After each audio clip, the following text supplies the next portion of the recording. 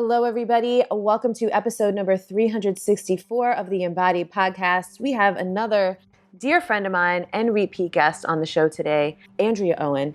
Andrea is here partly talking about her most recent book, which is her third book, by the way. Let's just give it up for Andrea. Writing books is so hard, and this woman has now published 3 amazing books. So we're talking about her newest book, Make Some Noise, in this episode. But I really want to bring you all to 2 things that I loved talking to Andrea about so much in this episode, even though we spanned a lot more than just these 2 things.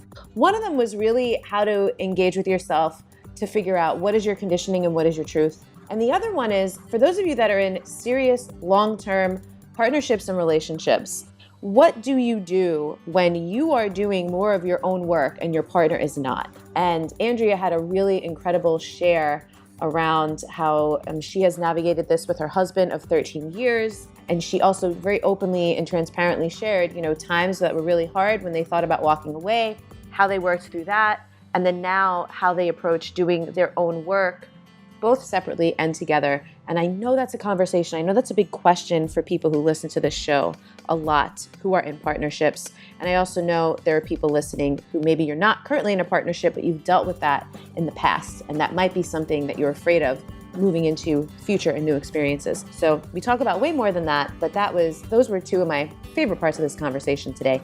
So I really hope you enjoy it. The show notes will be at untameyourself.com/364, and we'll talk to you later. Or we'll see you in the show. I don't know why I said I'll talk to you later. I guess I will always talk to you later at some point, huh? Andrea, you're back. Is this your second or third time on the podcast? I think it's my third time. I think it is too. Yeah. I think you've been on my show 3 times too. That's great. We like each other. We do, a little bit. So I've been asking people, you know how I always have an opening question? The opening question of the season is, how is your heart today? What are you feeling? I know you love talking about feelings. It depends on the day. My heart, okay, because I immediately wanted to answer from my head, but I know you. You know I'm not going to let you. You know that I would. Nice try. I know you would catch it immediately. My heart is feeling fiery. What? I mean, you don't have to share super personal things, but what's the fire about? Well, no, I don't mind sharing personal things. I'm in a battle with an organization that's COVID related, and it has to do with one of my children, and that'll set your heart on fire. And what's interesting too with this whole thing is that I have become very aware of asking myself, am I being self-righteous in this moment? Am I continuing the fight just because I want to win and because I want to be right? Or am I continuing the fight because I actually feel in my heart and my values that what I'm fighting for is what's right? Does that make sense? There's a difference, and I have to be careful in that. Yeah, I appreciate that. I appreciate that distinction, because I have been talking about this actually on Instagram a lot lately. I think I posted, do you want to be right or do you want to be free? I had a therapist that asked me that that must have been like Gandhi that said that way back when, because my therapist asked me that 15 years ago when I was in a battle with my ex-husband who was spreading lies about me. And I wanted to I wanted to call a family meeting and tell everybody that he was telling lies. And she was like, do you want to be right or do you want to be free? And I said, I want both. How do I get that? How do I get both? What was the answer? Do you remember? We just talked about how I felt like what I wanted to do was reasonable, and was it really reasonable? And it wasn't. And because I was dealing with someone who wasn't reasonable. And so I wanted to be free. Yeah. And the follow-up to that, which I also posted recently, and people were like, I got all these mind blown emoji things, was it's okay to let people be wrong about you. That is one of the hardest. My divorce actually taught me that life lesson. And I went kicking and screaming because we want to control how we're perceived by others. It's a shame trigger. Yeah. And it's just literally one of the most futile things. That will take you down a path of destruction that I have been down and am familiar with. I love it. You're like, I'm not going to sugarcoat this. That is a path of destruction. Just stop. You will see my footprints there if you go down it. You will see. You'll see my star, my walk of fame, on the walk of fame of that path of destruction. Andrea Owen. Trying to control how people perceive you. Yeah. That's hard. Hard. So I'm excited, and I'm so, I've been saying this to like everybody lately, because the people I've been interviewing most recently have all been people I know personally for like many years. And so I've gotten to see everyone's body of work evolve, and I keep being like, I'm so proud of you. Not like a condescending way, but I am. I know how hard it is. And, for people watching, you see your three fucking books, people, on the shelf behind you. It's a big deal. God, I was traumatized by one book in 2015. I've been trying to put together a new proposal for a year and a half. Publishers have started reaching out to me to be like, hey, bitch, you want to write a book? And I'm like, yeah. I do, but I don't really want to do it again because it was the worst experience. It's a lot. It really is. I feel like you're getting great at it, though. Is it easier now? It totally is. I will say that, like, once you get it down to a science, I do believe it's easier. However, I could write these kind of books all day long, but I'm working on a memoir, and that is a completely different craft. Yeah. And one that I'm not good. I was going to say terrible. I don't think I'm terrible at it, but I'm definitely just okay. And I have a lot to learn. And so I'm taking this memoir writing class. I have a really good friend who's written a memoir that did really well, and I'm talking to her a lot. And it's its own art form, one that I am not well versed in yet. Oh, cool. I love to hear that. And I was going to ask, like, are you taking a class? Like, how are you? Because that is different. Yeah. Is it pushing buttons to be sharing more? No, it's not the vulnerability piece. Like I've always had a pretty easy time, just like, here's all my feelings on a platter, and I don't think ahead of time.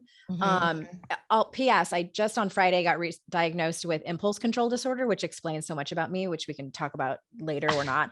I did not know that was a disorder. It is. It's people who exhibit high risk. A lot of addicts are. So I was like, hand raised. So the sharing part isn't the problem. It's the crafting of the story. Yeah.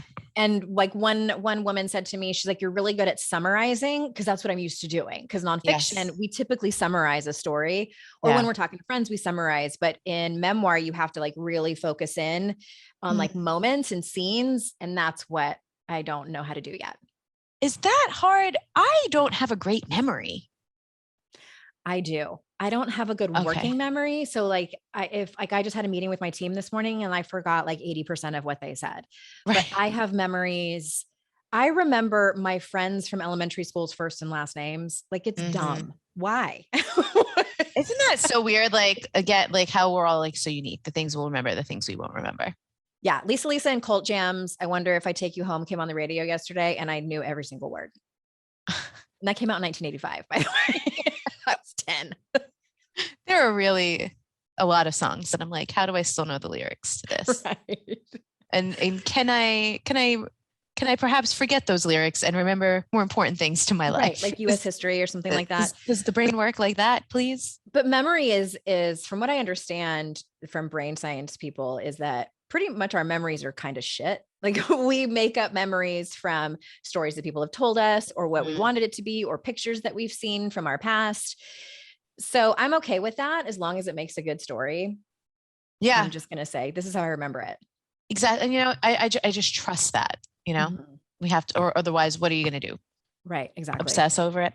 Okay. So the most recent book is called Make Some Noise. Yeah, it is.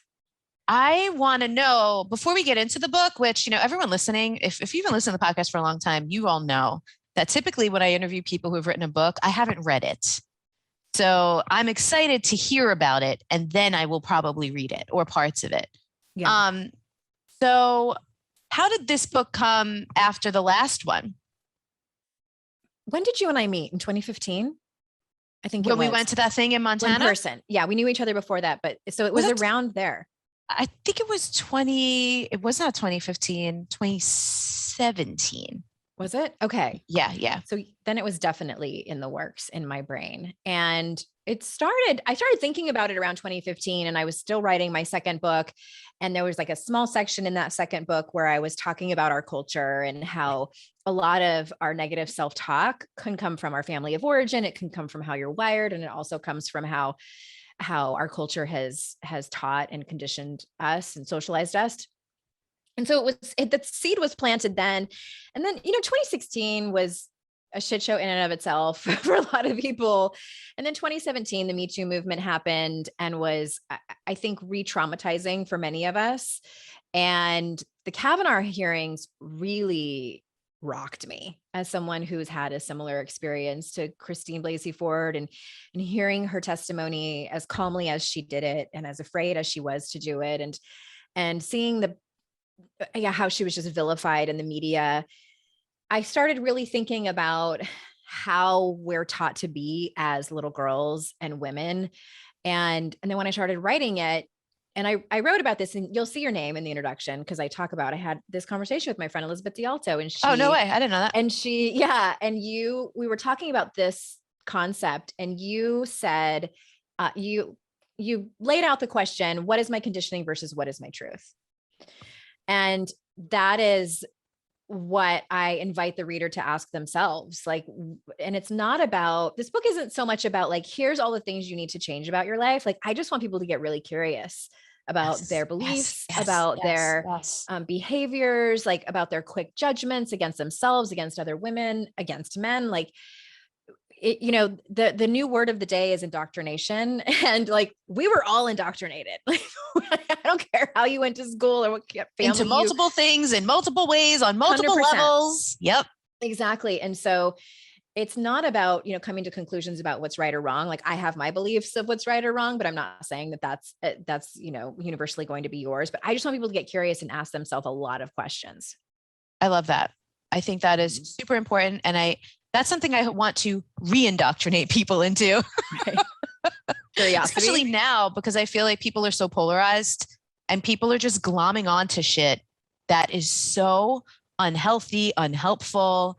And it's interesting because there are some groups of people who use the word divisive as a weapon. Right. And because of that, I find myself not wanting to use it, but we really need to use it, because we really do need to pay attention to what is separating us from people that we don't need to be separated from, and how that separation is detrimental. Yeah. And I also think too, like, on that same token, I think that it's getting used a lot when people just have a different opinion. Like, Seriously. I've been in Facebook groups. I was just saying this to one of the parents who's in a Facebook group that I'm in, and she was telling somebody to stop being divisive. And I'm like, that person just has a different opinion. It's not the same thing. Yes. Good Lord. And by the way, that's also not gaslighting. Right. Someone That drives me nuts. It drives me. I did a whole Instagram story about this. I was like, okay, someone feeling differently about something than you do and telling you is not gaslighting. It is not gaslighting. Especially as someone who spent years in a relationship where gaslighting was like just part of our routine. We did it to each other. I can't say it was just him. Yes. I learned it from him. Yes. Yeah. It's very distinct. It's so just like someone denying your reality versus someone whose lived experience is different than yours, who feels a different way about something. Not gaslighting. It's gaslighting just is highly manipulative. My God, people are so unnuanced about so many things. It's really hard for my Virgo brain. Okay, so tell me more. Before we got on, I was like, listen, girl, I didn't read the book, but we're going to talk about it because I want to hear about it from you. There's two things I want to know. First of all, you said there was a chapter you think I would love. I want to talk about that.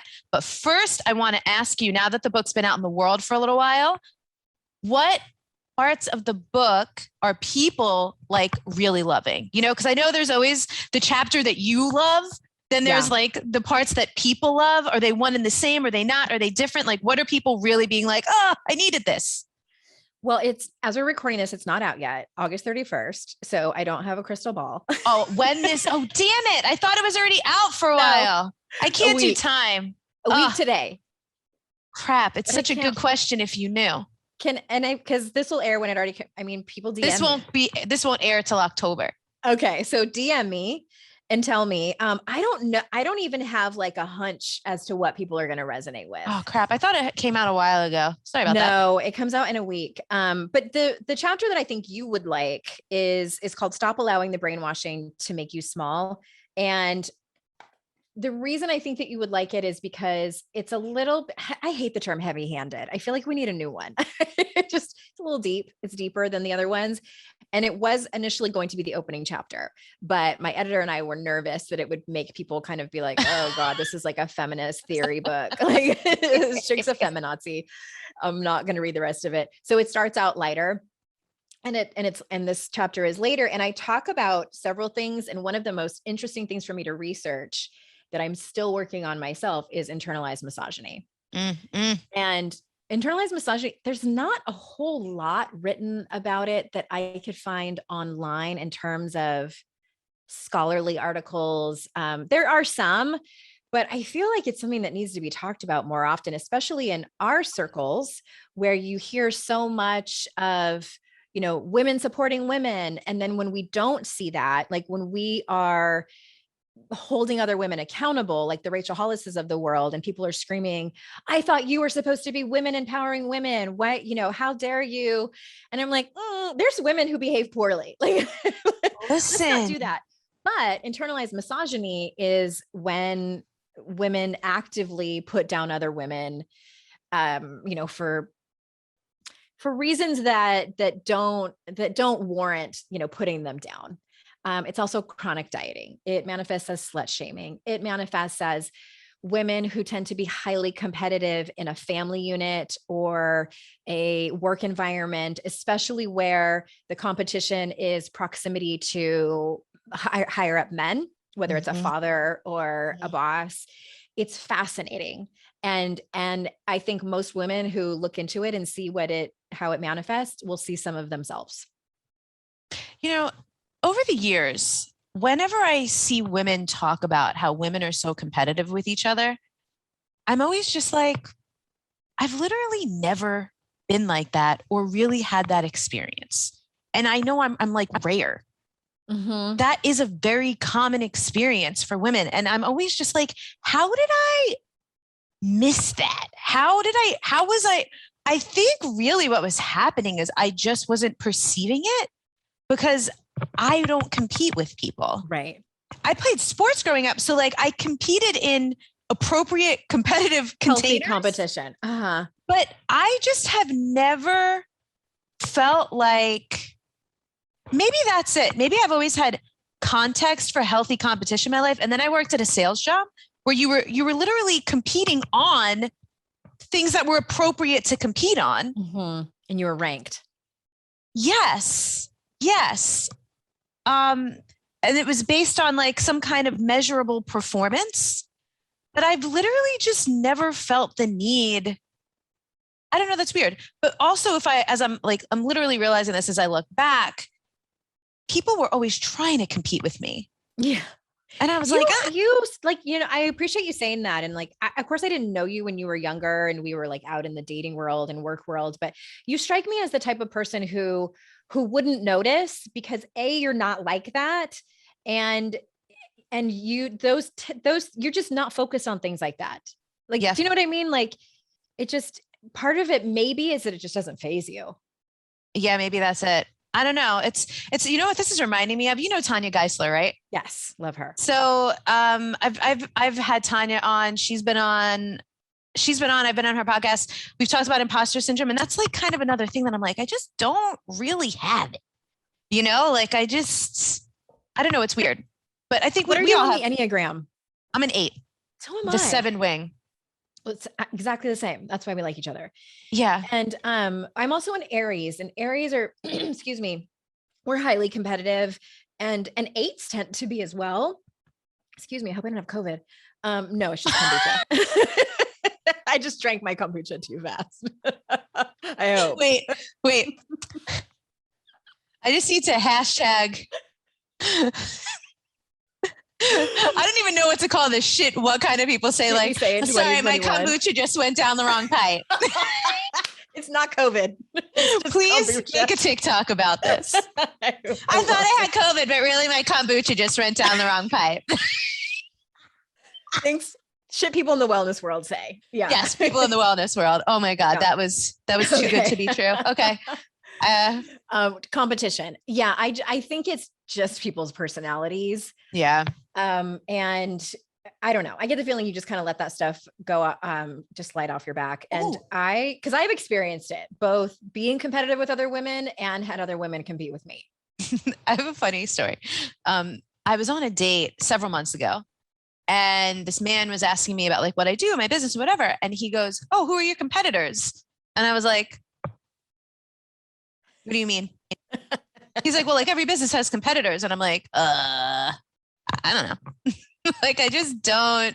You know what? By the way, this is where I got tripped up when I was working on the book proposal last year in 2020, because when it came to the comparative titles, I was like, oh, like I very specifically and intentionally try not to pay attention to what my peers are doing. Like even many of my own friends, I don't follow on social media because creatively, like we're very often on the same wavelength and I don't want the distraction. And I was like, I don't know. But yeah, the comp title thing, when you're doing a book proposal, I'm like, oh shit, I actually have to go look at this. And I don't like it. I don't like the feeling. I don't either. That's not my favorite part of the proposal. None of it is, but yeah, that's internalized misogyny, like that competition. And and there's a little bit of research that shows that some of that is nature, that we are just as a species competitive so that we can secure a mate. Right. But the majority of it, I need to look at this research again that I looked at, because there wasn't a whole lot of it, but the majority of our competitiveness is nurture. It's how we were conditioned and socialized to be. Like the whole like backstab, like women are catty and backstabbing. Like that's not true. Like, we're not inherently that way. That's a stereotype that is vastly portrayed in the media, as well as, like I like reality TV like the rest of them, but man, that does not, it's not tend to show us in a great light in terms of competitiveness and things like that. Yeah. Oh, you know what? I'm also having an epiphany. When I was growing up, there was an experience in my mom's career where she got big time backstabbed by a woman. And I'm wondering if maybe going through that experience, I looked at that and went, I don't ever want to be treated that way or treat someone that way. There were a lot of things growing up for me that I witnessed, and then I was like, I'm not doing that shit. And I literally just decided. And I have had some astrologers tell me, like, I'm a Virgo sun with a Capricorn moon. And that Capricorn moon is apparently one of the reasons why I don't really give much of a shit of what people think of me. And a lot of things can roll off my back. Since I've known you, you've always been like that. And I bet that it's part of just your inherent personality. And some of it is like that social conditioning, like that story you just told. Yeah. And then the Virgo piece is just very discerning. And I'm like, this is not efficient. This is not productive. This is a waste of time. And it doesn't feel good. Why would I bother? That's so fascinating. Part of the reason why I have a podcast is so I can self-reflect. Do you realize this, right? I do that with my guests, like ask selfish questions. I'm like, wait, let me ask you something that I'm dealing with right now. Can we dissect me? Yeah. Yeah. Let's talk a little bit more about me here. Hopefully it gives other people areas to reflect to. Okay. So so we don't know what other people's favorite chapters were yet. What's yours? Was there one that you were like, oh my God, I love this? It's actually spawned an idea for my next book. So I wrote a chapter about pleasure. And I wrote a chapter about money. So let's talk about the money one. And I'd never written about money before because I'm not, I'm not an expert. And I was also still doing my own money work over the last few years, but I had to write about money because I'm writing about this topic. And one of the things that as I was writing, and I hadn't planned on writing about this when I did the outline, was about power, because like money's currency, whoever has the most of it tends to have the most power. And we all know who tends to have the most money and power. And I started writing about power. And I reached out to you about this and we had a conversation about it too, and how fascinated I am with the topic. And there's not a lot written on women and power, not women in power, but women and power. And it's a fascinating topic to me. And I'm going to do more research with my community and just like see what their views are on it. But again, this is a section where I ask a lot of questions to the reader of like, what's your relationship with power? Do you have a relationship at all with power?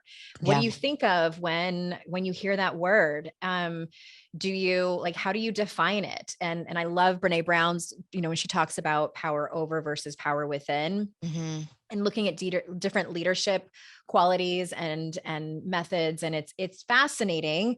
And I think that power and money are inextricably connected. I do.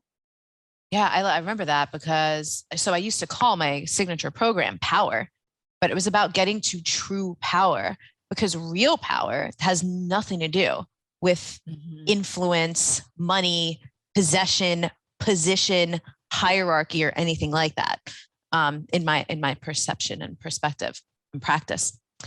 So that's that. You're saying that's going to be a topic for the next book? I think so. And also anger and like those kind of bigger feelings. I have 3 books that I need to read. Eloquent Rage by Brittany Cooper, Good and Mad by Rebecca Traister, and Rage Becomes Her. And I cannot remember the name of the author, and it's way on the other side of the room and my eyes don't see that far. But so I'm still doing research before I figure out what exactly the topics are going to be. But writing about money was interesting, and how still, and can I also, like, let's talk about some research that I looked at. So Pew Research Center did some research on, they asked Americans to rate certain words and attributes for men versus women. So it was a bunch of different words like, compassion, ambition. And the one that I looked at most closely was the word power. And these Americans rated power as 92% positive for men and 67% negative for women. And you would think that this study was done in like 1950, and it was done in 2016. I know. Still. And ambition, the word ambition and the word, oh shoot, now I forget what it was. I'd have to look at I have a keynote on it, was rated similarly, like super positive for men. Oh, leadership. It was leadership, but negative for women. And I'm like, oh my God. Who was answering this though? Because I'm always these surveys, where, whom, like we need to know the demographics. Pew Research Center is like, they're a very, like well-known, renowned research center. So I think that their sampling was probably, done really well. I need to look into it more, but because that matters, right? Like who the fuck are you asking? It? Yeah, who funded it and who was asked, who's included, the race, the ability, the class of all these people. Totally, all that stuff. It matters. But I was sort of shocked, but not that surprised. Like at the end of the day, I think that I wonder, I don't know for sure, but I wonder if there's a lot of women out there who like the idea of empowerment, but when it comes down to it, the conditioning and socialization, like when they're filling out a survey in private, they're going to say how they really feel. And the conditioning and socialization runs so deep within the vast majority of us. And that knowledge of punishment versus reward, where we are rewarded if we stay within our own lane, using air quotes over here, when we adhere to what we've been taught, what it means to be a good woman or a good girl or a good mother, versus the punishment, when we veer away from that, we're vilified, sometimes like pushed out of our social circle. Yeah. I'm just cracking up. Like this has been, everyone has their like core wounds or whatever. Yeah. And one of mine, yours? which I'm sorry. What's yours? Well, so the too much wound, big one for me. Mm-hmm. But the fear of my own power. Same. Has been truly, and that's actually what sent me down the path of Wild Soul Movement originally. In 2013, a bunch of the books I was reading that was helping me to come to grips with that, or how I came across the wild woman archetype, and how I came across, and a lot of people listening will know this about my story, the goddess Durga. Mm-hmm. We've talked about Durga and Kali. Yeah. Mm-hmm. And being like, oh, so my whole life I've like shamed myself that I'm not feminine enough. Too masculine. I'm too masculine, right? But it's like, no, I'm just, my expression is wild and it's fierce. It's also incredibly soft and loving and mothering, and I'm a human Care Bear.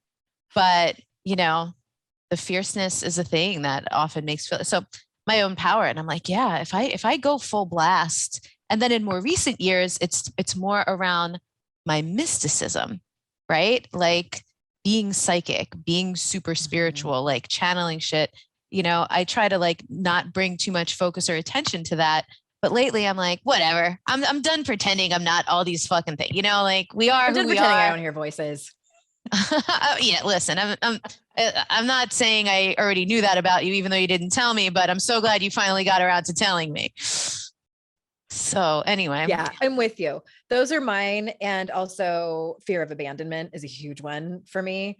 That goes back to family of origin and then was confirmed in various relationships. I think probably most of us have that core fear based on experience or just who knows, past life wounds. But yeah, those run deep. I hear you.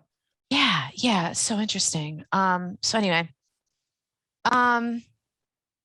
so the money conversation, the power conversation, how did writing this book transform you?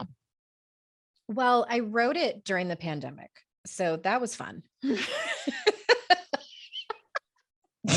Last time, for my first book was written, I got my book deal right when my son's preschool teacher told us that we should get him tested for autism. And so we had to go through that whole thing when I was writing that book. And then during the writing of my second book, my dad died.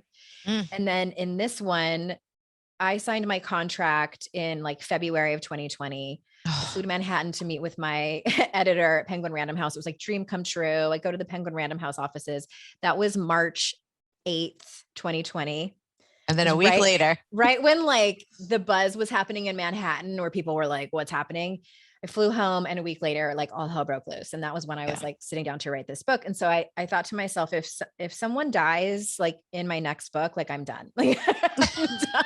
Or if there's another pandemic, I can't anymore. But no, it was, when the pandemic hit, I went through some stuff. I think like many people, old wounds got kicked up, fear, immense anxiety. So I hired a new therapist and I was ready to do like deep trauma work. And so I was going through that at the same time. And I'm thankful that I had her to go through this because it helped force me to take really good care of myself. And also just get through the pandemic was hard. When my husband had also left his job and I was the sole breadwinner suddenly, and it was rough. So I was going through a deeply personal experience with healing. And at the same time, writing this book, I'm thankful that I wasn't writing about what I was going through personally, because that would have just been, I don't think I could have done it. So I'm grateful that I had the outlet to be able to do this type of work. How did you come to the title, Make Some Noise? Why is that the title of the book? So originally I wanted the title to be Burn It Down. There is already a book with that title. And that's the worst. You know how many ideas I have? And I'm like, does anyone already? And I'm like, it's fine if it's in a different genre. Yeah. But it wasn't. That Burn It Down is a series of essays about women's empowerment or women's anger or something like that. So I'm like, okay, cool. I'm glad at least it was like a good, I haven't read it, but I'm sure it's good. And then it was going to be called Raise Hell, actually. And my editor didn't like it. And they also wanted me to have a book without a curse word in it. So, because it's hard to like sell it to certain retailers. And I'm like, okay, I understand. For anyone who isn't familiar with you, who's meeting you for the first time here, can you tell them the name of your first two books? So the first one was 52 Ways to Live a Kick-Ass Life, which I don't even consider ass to be a curse word. It's like, come on. Me neither. Donkey. The second one is How to Stop Feeling Like Shit, which that one I can see. And like, I just want to say for the record, that one was like before everybody and their mother decided to put a curse word in their title. It became like a trend.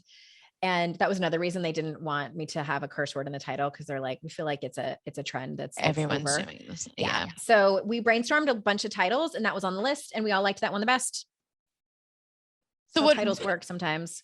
And when you're saying like make some noise, about what? Like what do you want people to make noise about and how and why? The title really, I'm a true believer that women's empowerment in and of itself is an act of rebellion. Because we're pushing up again against the socialization and conditioning that we've all received. And that is something, I've said for a long time. And that's what I mean when I say make some noise. Like, it doesn't necessarily mean that you have to be super loud or flip tables or, tell your boss to fuck off. Like, if that's what you want to do, then go for it. It's your choice. It's your life. I don't recommend it, but unless warranted, but it's really about just gathering, again, it's all about first getting curious about why you've been behaving the way that you have, getting clear on what it is that you want. And in order to have those hard conversations, in order to get right with your finances and your money, to create more pleasure in your life, whatever that looks like, that is an act of making noise. Of course, it's, theoretical and metaphorical, but that's what I mean when I say make some noise. How do you deal with, because I find this bugs me a lot sometimes, that it feels like almost everything, like, so for example, I started talking about embodiment. Of course, I wasn't the first person. People have been doing embodiment work for decades and centuries and all these things.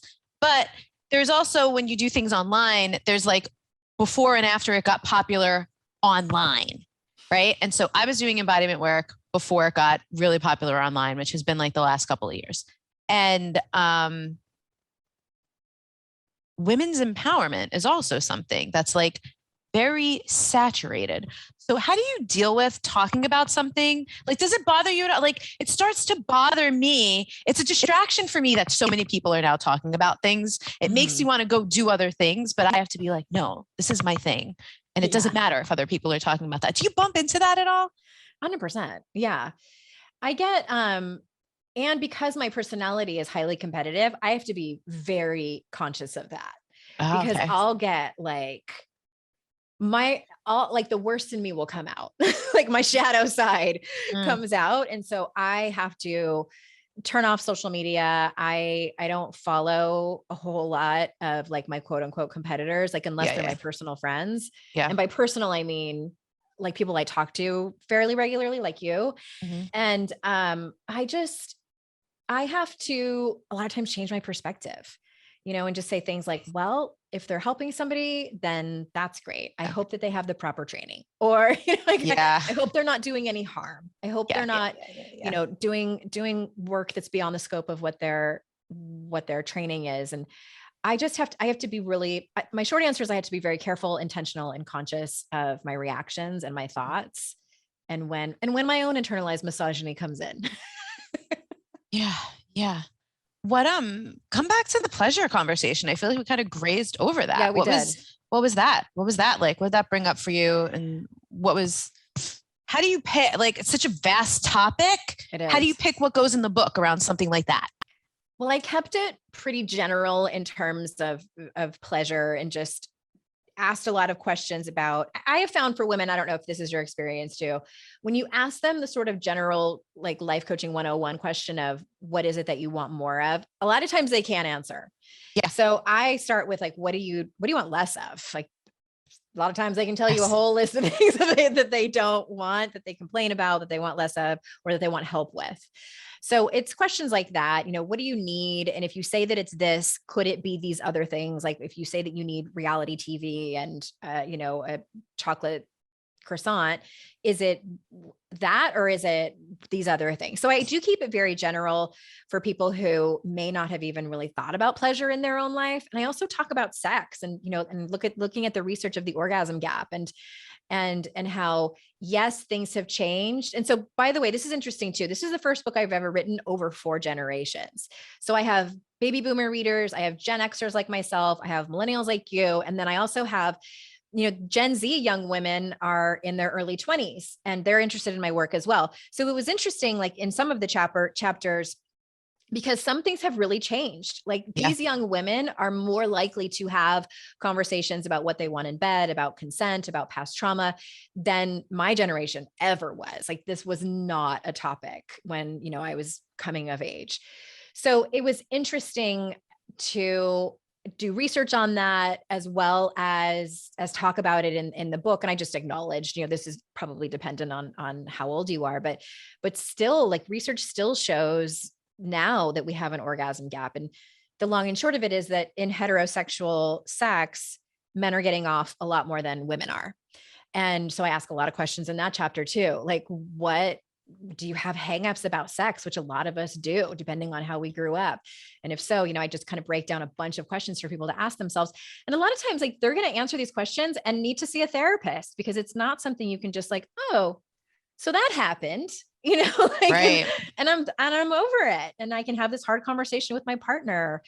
So it's, I get like kind of deep, but pleasure, I feel like unless someone intentionally follows, self-help people like yourself, they probably haven't made it a priority in their life. Yeah. Quick break in the show, everybody, to let you know that applications are open for my 2022 Embodiment Specialist training. I am so excited about this training. It is like 7 or 8 years in the making. It is expanded beyond what was Wild Soul Movement teacher training since 2016. And this is really for anybody who feels the pull to graduate from doing basic level self-help, personal development, and spiritual work, and truly embody self-love, healing, and wholeness, so they can live soulful and soul-centered lives that contribute to collective healing and liberation, as well as people who are wanting to really integrate the light and the dark, who place a high value on kindness, generosity, integrity, humility, and reverence, who know that while we receive all kinds of gifts and talents and genius, we are the instruments, not the players. This is for people who want to prioritize embodying their divine nature in order to serve the human experience, as well for those who would like to incorporate embodiment work into their professional lives in some way, shape, or form, or just deepen their own practice. So if you want to learn more about the training, which starts in February 2022, head to untameyourself.com/specialist. There are some dates by which to apply if you need an extended payment plans. We have a couple different extended payment plans, and it's just going to be an incredible, alchemical, transformative experience. It's going to be a small, intimate group because I will also be mentoring and working with everyone one-on-one throughout the 13 months of the training. So again, really deep, really beautiful, really incredible experience. If you are interested, go to untameyourself.com/specialist, and I will be so excited to receive your application if you decide to submit one. It's so interesting because pleasure is one of those things that I don't really directly talk about a lot, but people like you just did ascribe it to me often. Yeah. Because it's so much of like, I just do it. I just do live. And like sensuality is deeply connected to pleasure. And so much of embodiment work is about sensuality. Mm-hmm. But it's funny because it's something that I don't talk about very often. And even recently, it's funny that this is coming up now. I've been feeling like maybe I need to. So I feel like that's another little wink. Well, I feel like it's a buzzword kind of in our industry. So maybe you find a different word. I hate the I know way you do. a That's why lot of people talk about it. It's like maybe find a different word. Very because cringy. Like I wouldn't, if I was just like referring someone to you, I wouldn't say my friend Elizabeth teaches about pleasure, and I always feel like it's interesting for other people to like say their perspective of like how they see what you do. I feel like you give women access and permission to start the process of their own pleasure. Yeah. And that I think is amazing. So yeah, short version of that. I like to use the term sensual delight. Yeah. I like that. That's actually where I like to derive a lot of pleasure. I don't know why this question just popped into my head for you. What are you really proud of yourself for lately? You know what? I was just having this conversation with my husband yesterday. So we had a disagreement. Well, boundaries won. So let me give maybe a snapshot. So I was going to get a massage and a facial yesterday, which I almost canceled because I have so many things to do. And I realistically had enough time, but I felt guilty. It's like, it's a Monday morning. I should be doing all the tasks. And I scheduled this a long time ago because I knew that I wasn't going to have a lot of time a week before my book comes out. And I'm like, I need to schedule this. And so that's why I didn't cancel. And I was getting ready to leave. My husband's the stay-at-home parent. Now he has been for 18 months. And I said, I'm going to go get a massage. And I also needed to mail out a bunch of books. Yours is coming, by the way. Okay. And he said, oh, the books are in the car. Can you swing by the post office and mail them? And I paused and I said, no. Just like that.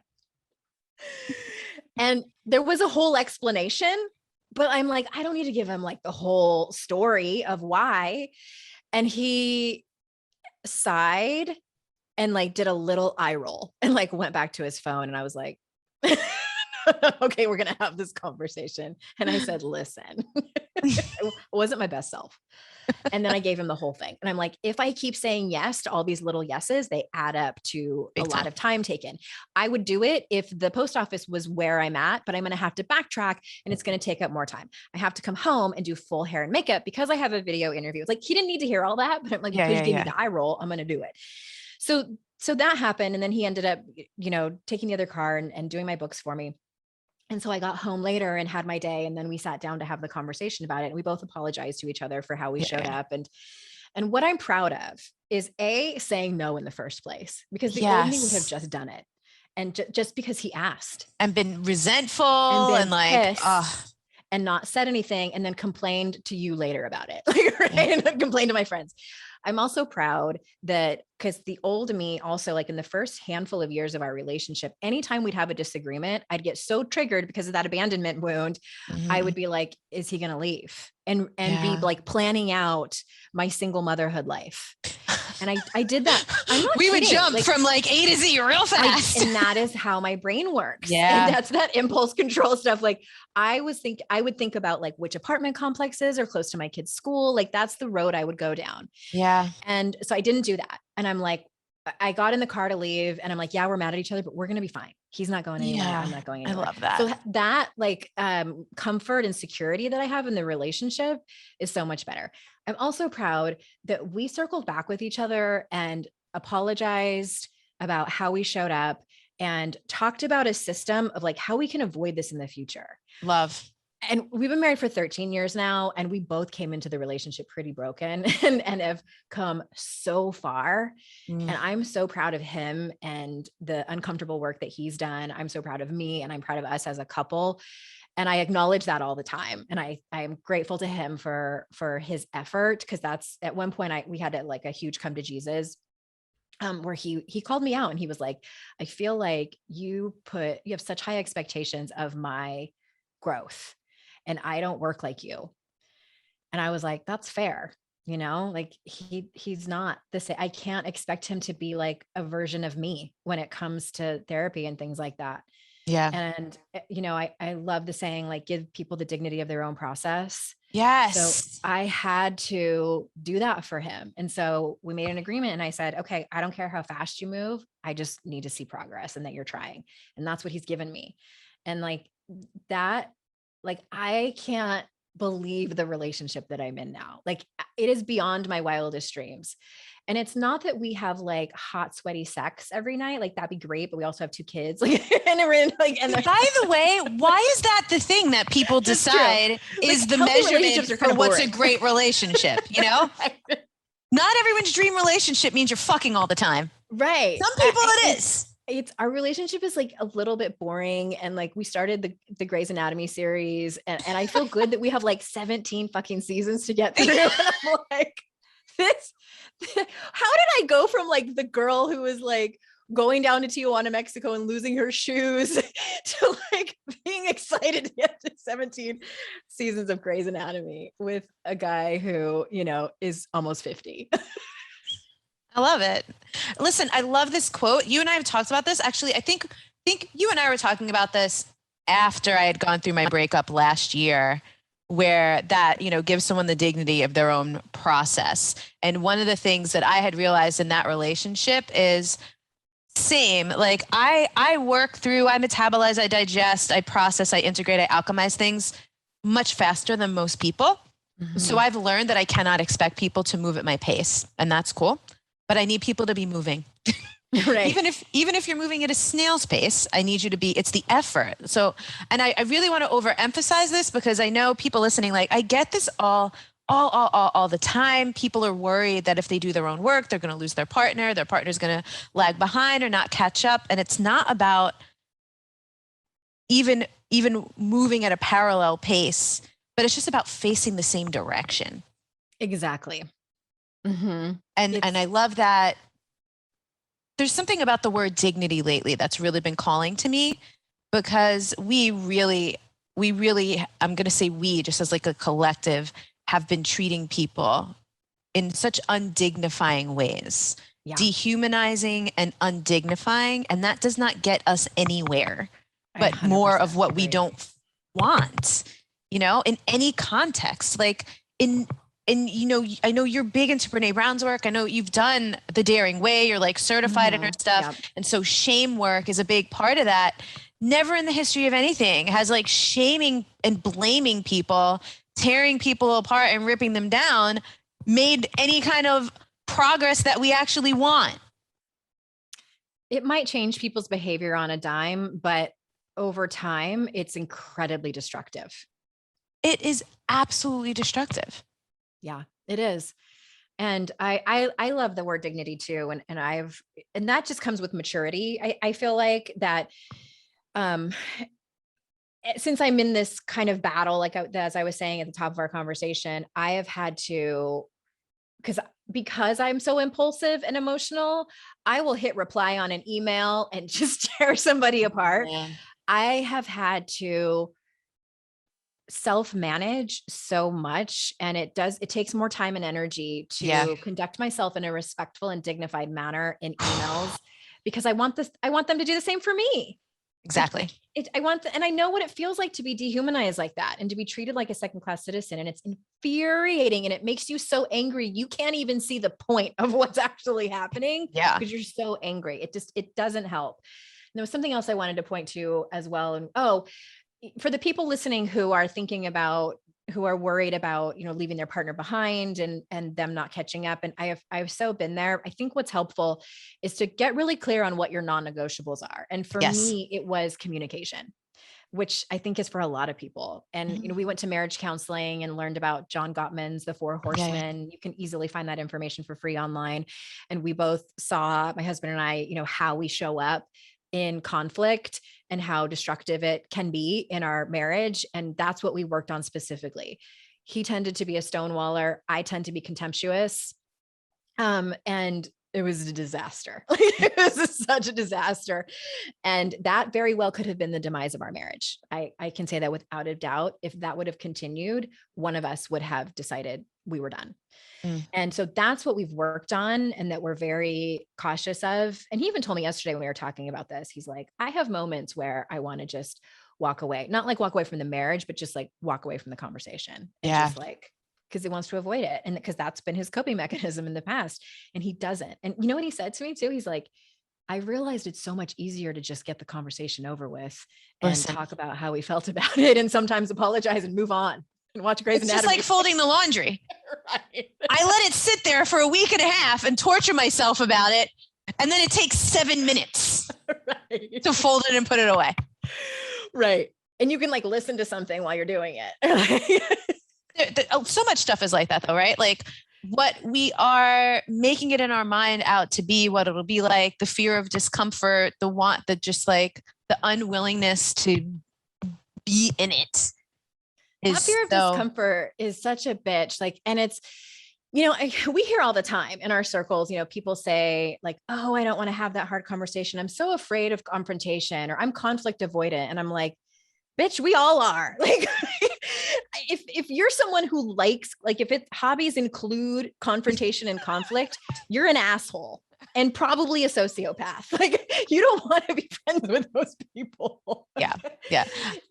What you're afraid of is a hard conversation, and they are uncomfortable.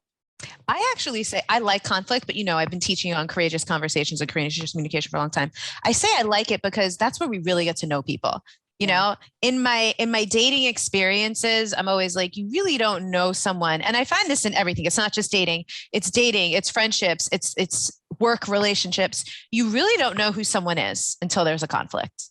100%. So when I say I like conflict, I like what happens when conflict comes, because then you get to go deeper. Then you get to figure out, all right, what are we made of? What do we need to work on? How am I going to really be able to engage with this person, or am I not? Like, conflict brings decision time.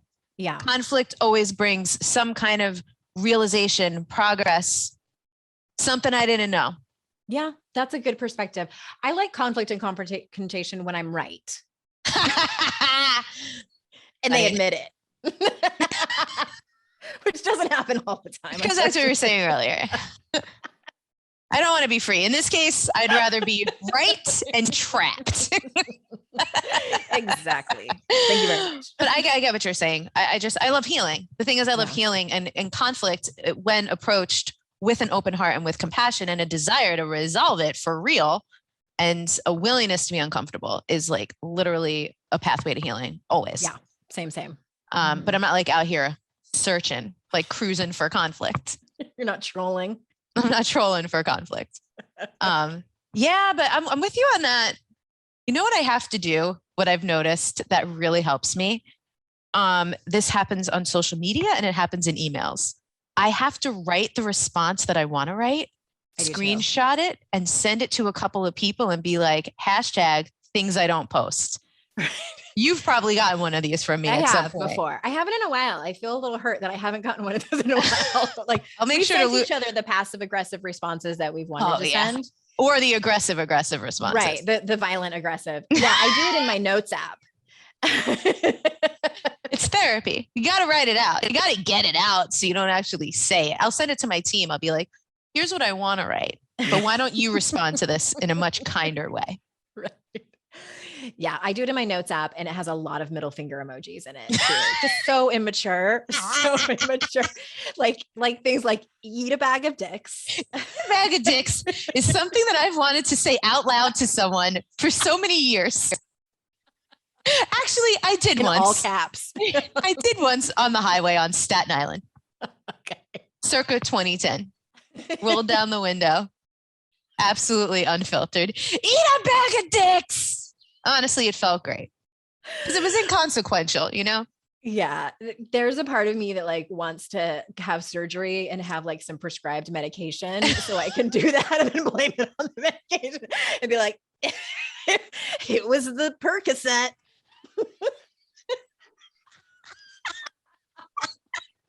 Like on a Facebook Live or something. People are all shocked. Oh my goodness. That'd be, well, this is why we have each other, you know? True stories of the women's empowerment movement. You got to get, you know what I love? And I got this from Nisha, my friend Nisha, many years ago.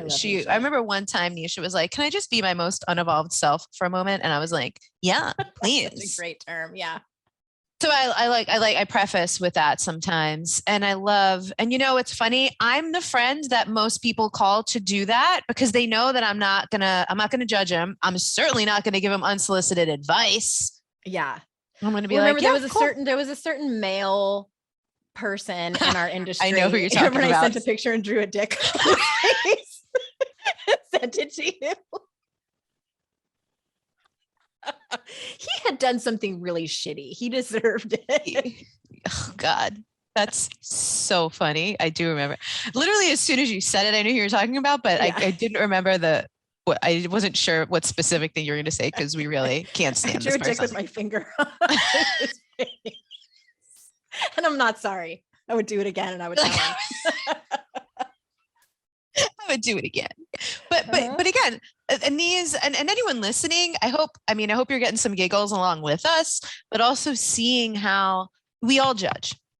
Yeah. We're all like this. We all have our undignified responses. And like, that's just part of being a person, being a human, having a brain, but you do need to get them out of your system. And it's a beautiful thing to have people that you can. It's one thing if you just write it in your journal, rip it up and toss it or burn it or whatever, but it's one thing to be able to actually allow yourself to be seen as that so that you don't feel ashamed of having those thoughts, having those feelings and being like, yep, being hella unevolved right now, you know?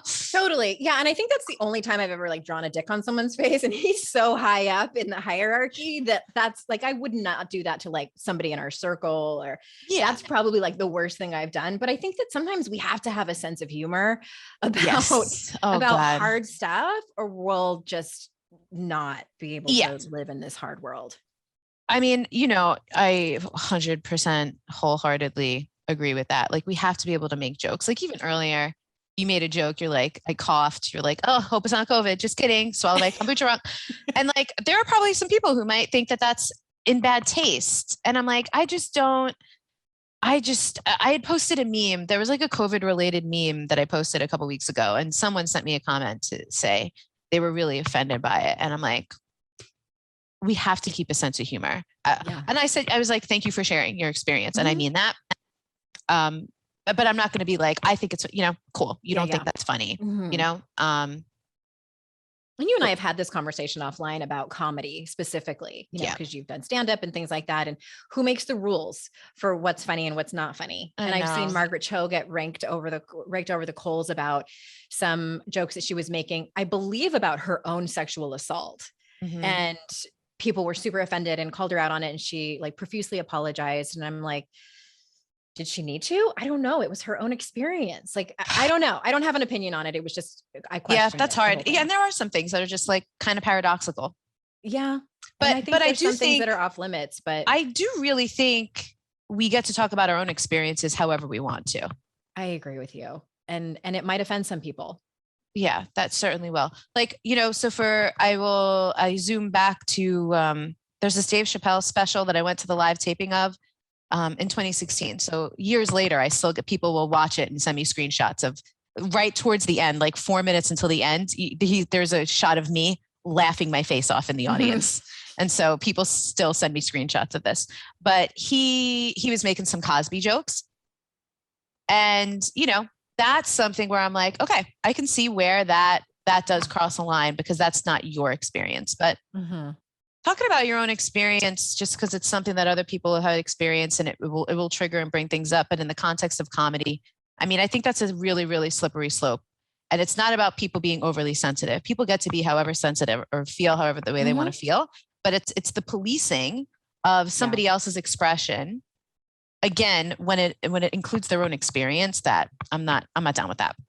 Well, and it's like, and you look at comedians like Dave Chappelle, like, has he ever been somebody who's like going to say trigger warning or like, no, he's not. He's just not. And like, I you hate know what you to signed say up for. You knew what you were getting into because I hate that, but I mean, I think there's contexts where that's appropriate, It's interesting because my brother, I did stand up just for fun. My brother does it for real. And this is something we talk about a lot. And so he has a lot of friends who are comedians. When I was in LA, I was doing stand-up. I was spending time with one of Mikey, my brother is Mikey, one of Mikey's dear friends, Sean. And we would talk about that a lot. Like, where are these lines? Where are these lines? Who draws them? Who makes the rules? And who cares? Because some people don't give a shit. Some people do. Mm-hmm. And I think then we all get to choose. Cool. I'm going to be a fan of that person or I'm not. But to want to take them out, I don't really think is anyone's to do. It's super complicated. It very much is. Yeah. And I mean, but again, it comes back to something we talked about earlier in different contexts, which I just see so many things as wastes of personal time. For what? Like, for what actual outcome? This person isn't telling those. I don't know. Because it's also hard to measure. Anyway, anything I didn't ask you that you're like, I was really hoping she was going to ask me about this? I don't think so. I'm glad I got to circle back about, people worrying about their partners and, not evolving. And thank you for that conversation. That's always important content. Well, and I want to say too, at my first marriage, was part of our demise. Like, he wasn't interested in evolving or growing or looking at his stuff. And that ultimately, and our therapist, one time we went to marriage counseling and she told me privately, she's like, you're kind of trying to drag him with you. And he's not coming.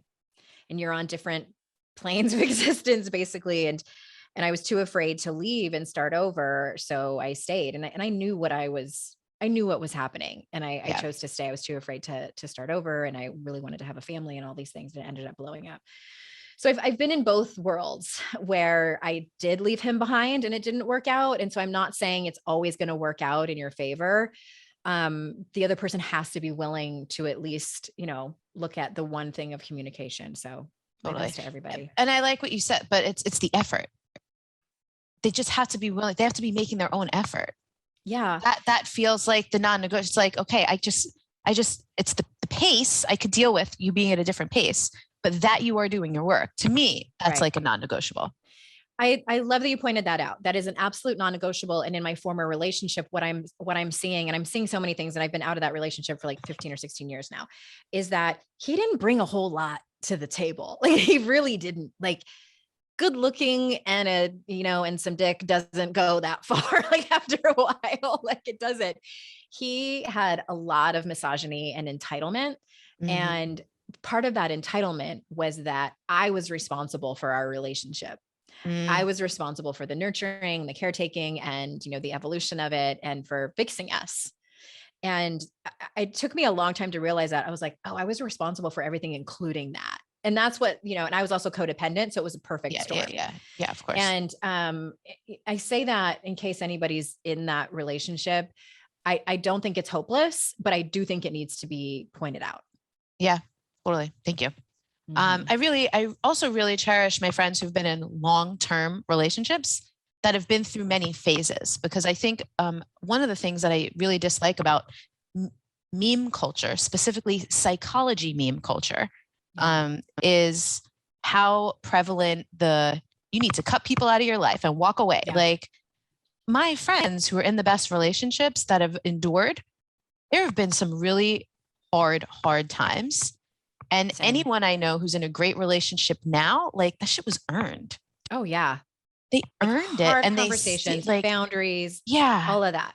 I had a really close girlfriend in my 20s, and we were not evolved, either of us. And we ended up breaking up. Basically, she broke up with me because I was too much drama, which she wasn't wrong. I was also very selfish, and she was going through a lot of hard things, and she didn't have the skills to tell me about it in a healthy way. So we split up, and then I moved. So it was easy for us to not communicate. And then she popped into my DMs one day, and I was like, I have grieved you. I'm done. I can't do this again. And then I decided to give her a chance. And we had the most beautiful conversation at a restaurant when I went back to San Diego and resumed our relationship, and have had some of the most amazing conversations as two mature women now in our 40s. So but it's the same as intimate relationships. It takes two. Like this wouldn't have happened if it was just one of us.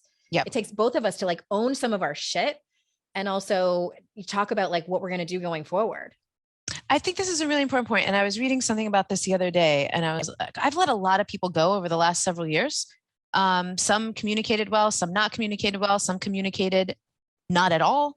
Mhm. And, we do circle back with people sometimes. I certainly have felt compelled to reach out to someone on a couple of different occasions and be like, hey, we never really talked about this, but it feels really important to let you know.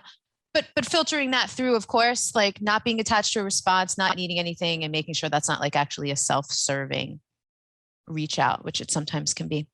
Yeah. So I love this. We said we would span the topics, and we certainly did. Always amazing to talk to you. So excited for you and your books. Everyone listening, if you loved Andrea, what is your website now? It's AndreaOwen.com. It is AndreaOwen.com. Great. Mhm. We're going to link up not only to Andrea's books in the show notes, but other books that she mentioned. I know you mentioned 3 titles about anger. We love talking about anger. I have We love anger. We're big fans. We love anger. I have an Alchemizing Anger workshop on the website. We'll put a link to that on this as well. We'll put Andrea's Instagram, Andrea's podcast. She has all the stuff. Oh, TikTok. That's right. I know you're getting up in the TikToks. I love TikTok. I love watching TikToks that other people post on Facebook and Instagram, because I am a geriatric millennial and I just can't get my ass on. I tried. I was doing those megaphone videos and I started posting them, but then I was like, I can't really be bothered. If you can't be, you need to like give it your all. And honestly, the only reason I did it was because I had a book coming out. And so, but I fell in love with it. Well, great. Yeah. And you have a knack for that. So yes, check out Andrea's TikTok as well. All right, Mama, we'll see you later. Thank you. Okay. Bye, everybody.